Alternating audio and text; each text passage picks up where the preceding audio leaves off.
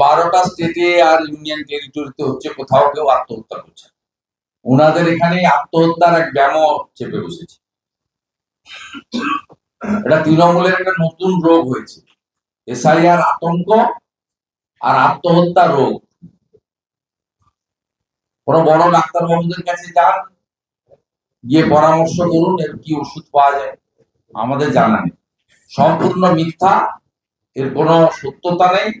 বরঞ্চ পশ্চিমবঙ্গে এই 15 বছরে চাকরি না পেয়ে যারা মারা গেছেন তার জন্য মমতা ব্যানার্জি দায়ী। চা বাগানের শ্রমিকরা যারা মারা গেছেন অনাহারে অপুষ্টিতে, তার জন্য মমতা ব্যানার্জি দায়ী।